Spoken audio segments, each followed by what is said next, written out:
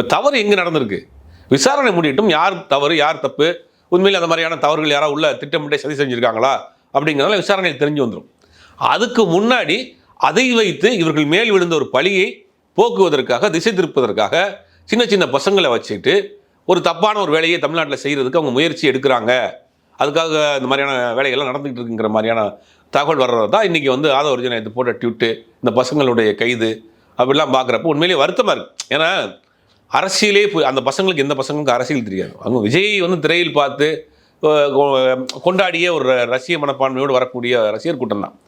அவர்களுக்கு கொண்டு போய் அரசியலை சொல்லி, அவர்கள் நினைக்கக்கூடிய அரசியல், இவர்கள் நினைக்கக்கூடிய அரசியல் அந்த பசங்கள்ட்ட சொல்லி அதை பேச வச்சு, அது என்னன்னு தெரியாமல் வந்து அவங்க சோஷியல் மீடியாவில் கையில் மொபைல் இருக்குது அப்படிங்கிறதுக்காக என் தேவையான பேசி போட்டு இப்போ அந்த பசங்களுக்கு கேஸுன்னு யார் பார்ப்பான்? ஒரு பையன் ஒரு மிடில் கிளாஸ் பையனாக இருப்பான், வீட்டில் ஒரே பையனாக இருப்பான், நான் அந்த குடும்பத்தை அவன் நம்பி தான் இருக்கும்.